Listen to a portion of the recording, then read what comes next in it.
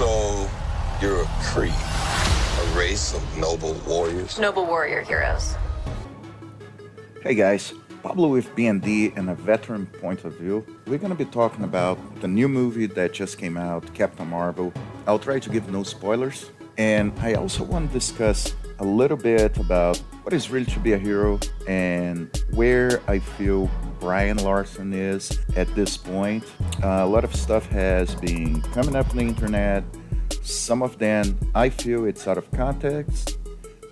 Not saying that she's right about some of her statements, but all right, so let's talk about the movie first. So one of the major issues I had with the movie is during the first half an hour, it's really extremely slow. I'll be honest, I almost fell asleep in the movie. And her character, until half of the movie, and that's a 2-hour movie, she really feels like a stuck-up character. And a lot of you may try to argue, well, she is from a race of warriors. Not really, because during the beginning of the movie, all other Cree warriors actually had one-liners, they joked with each other, and in my perspective as an infantry veteran, that's how they do. During a battle, during a firefight, you're very serious, or during training, you do the same, but when you have your downtime, when you're going somewhere, usually you're pretty relaxed. And her character did not feel like that at all. Actually, I'll be honest, most of this movie seemed to have been made by 3 or 4 different directors because the tempo of that movie did not match the whole movie. So you had a really slow part in the beginning, and I don't think it had as much to do with character building. And I'll be honest, you guys have to watch the movie to see. I really don't feel that's one of the best Marvel movies. I checked IMDb and they had given a score of 6.5, and I honestly don't think it has much to do with some of Brie Larson's statements. I really think it's because how the movie was made. I'm not saying it's her fault. I think she's a great actress, but the movie tempo just felt off. Now, in my opinion, should you guys go and watch the movie? Yes.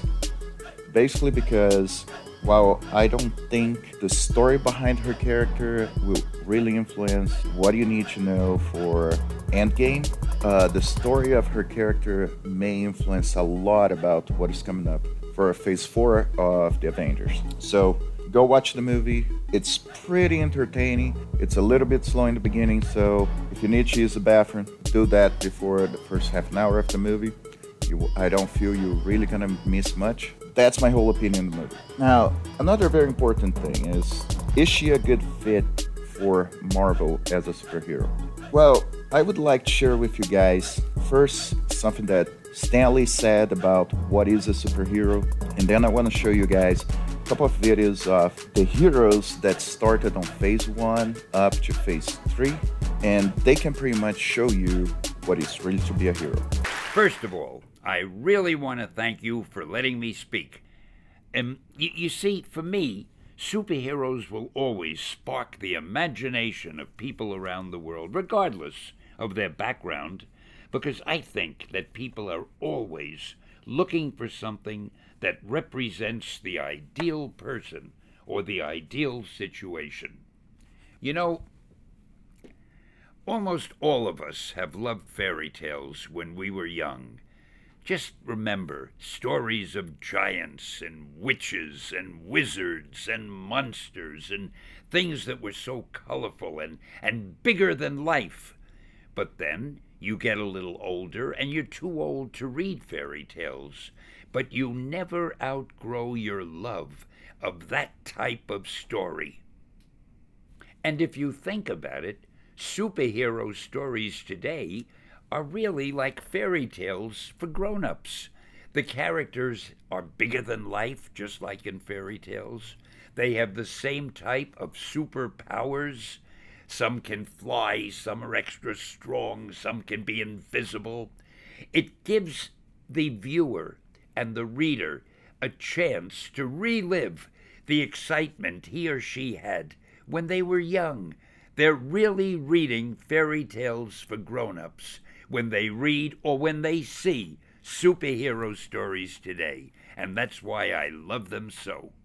Chris Pratt doesn't just play a hero, he is one. The actor worked with Marvel and Children's Miracle Network Hospital to arrange a special screening of Guardians of the Galaxy for patients, families, and staff at Children's Hospital Los Angeles Wednesday. While the movie played, Pratt snuck out and dressed up as his character Star-Lord. The 35-year-old actor spent more than 3 hours in full costume and handed out movie-themed toys. Pratt also visited patients in the bone marrow transplant unit, the Children's Center for Cancer and Blood Diseases, and the pediatric ICU, as they were too sick to join the movie screening that afternoon. Ready?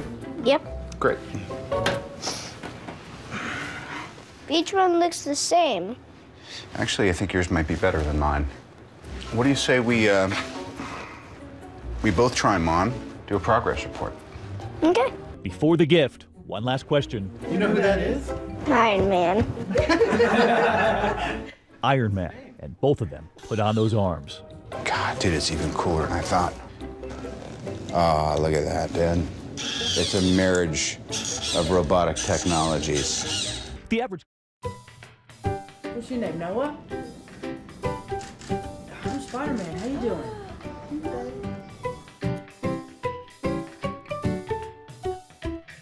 Hey, what's up, guys? It's Tom Holland here. We are at Children's Hospital Los Angeles. We are wandering around, meeting some of the patients, and having a good time. Should I show you a flip? Yeah. Do you want to see a flip? Oh my God, you really did do a flip. Nice to meet you. I'm Spider-Man. I saw a kid wearing Spider-Man shoes. No way. Do they look like these? These are real Spider-Man shoes. Buddy? Oh my God! Do you need a hand? Yeah. We got your back if you do. We're right here with you, man. Two of the biggest names in Hollywood made a surprise visit to a children's hospital in Brisbane, where they said they got to meet the real superheroes of the world. 11-year-old Cone Weir, who suffers from cerebral palsy, first sat down with Chris Hemsworth and Tom Hiddleston for an exclusive interview. What is it like getting to be a superhero and supervillain? Well, it is very cool, especially when I face this particular supervillain. The on-screen brothers also took time away from shooting their latest, Thor Ragnarok, to meet with other children at the hospital, including Kalen Hode, who suffered a brain injury after he saved his brother from being hit by a four-wheeler, only to be struck himself. So as you guys can see, that's what an actual hero is, okay? Those guys, they go to children's hospitals, they get involved with the public. You don't see them trying to just upset any part of the public, be whites, be blacks, Asians, none of that, okay? Now, I want to talk about Brie Larson, and I know everybody has been talking about the statement she did about white men. Just understand, I'm not defending or attacking her. I want to show you guys what actually was said during her interview.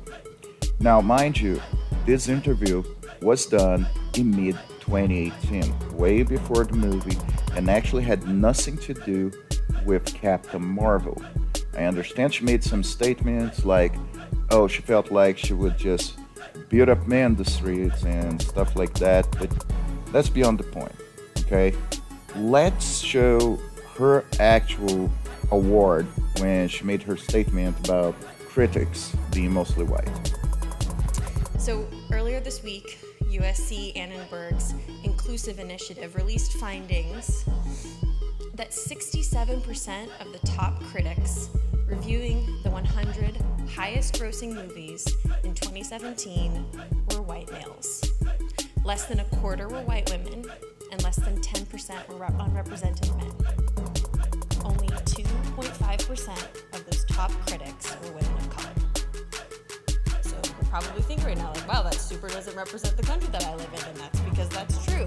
This is a huge disconnect from the US population breakdown of 30% white men, 30% white women, 20% men of color, and 20% women of color. Okay, so I'll just start saying that in general, I hate SJW, and the basic reason is because one thing that happened during this interview, I agree with what she said. you do need more people doing reviews from different backgrounds, and I'm fine with that. The problem with SJWs is what? Numbers. So they'll try to give you a census that is actually wrong. So let's look at the actual numbers from the census in the United States. Just keep in mind, Brie Larson said the United States is composed of 30% white male, 30% white female, 20% black male, and 20% black female. What gives about 6% whites and 40% blacks? Well, the problem is the census of 2010, and it actually reflects the same numbers as 2018, will actually tell you that the ethnic groups in the United States are composed of 72.4% white, 12.6% blacks, 4.8% Asians.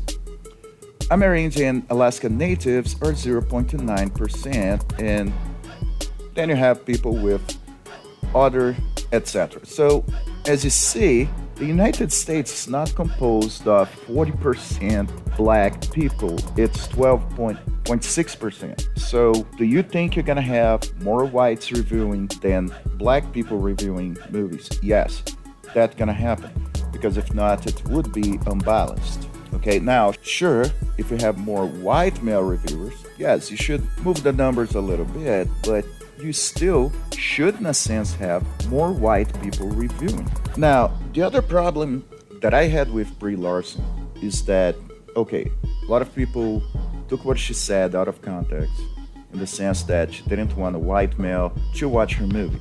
But it's not exactly true. She didn't want white male reviewing her movie, or at least giving more chances to other people to review the movie as well. And I'm fine with that.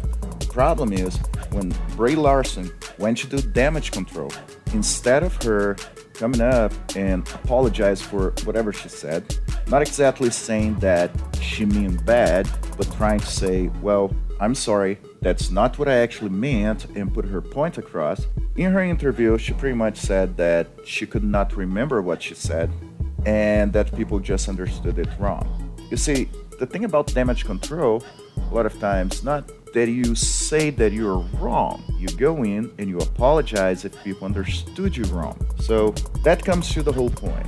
Is Brie Larson right to be a Marvel superhero, someone that's supposed to inspire people to be better? I would say not yet. Do I think that with time she may actually change her composure and start embracing more the role of an actual superhero? Yes, I do think she still have a chance. She's a great actress. I would just really, really hope that she gets out a little bit of that SJW mentality, because this will hurt not just her, but it will also hurt Marvel Studios and Disney and the future of the MCU from now on. Now you gotta remember, she's one of the major female leads at this point, and the plan is that she will be the main female lead going forward. But the thing about Disney, as they even stated, and as you guys saw with War Machine, they will replace a person if they feel it's not a good fit. Captain Marvel, if you look in the comics, you had many Captain Marvels. And you even had an African American Captain Marvel, so if people are uncomfortable and she thinks that they should have more black people with important roles on Marvel movies, well, she can just pass the torch. Do I think it's necessary? Not really. I just feel that she has a lot of work to do. Well, guys, that's a veteran's point of view for today. If you guys haven't hit the subscribe button, please do so. Give me a like and hit the notifications bell. Monday and Wednesday, we're going to be coming up with new Reddit stories. And next Friday, a new veteran's point of view. Thank you very much and have a great weekend. Goodbye.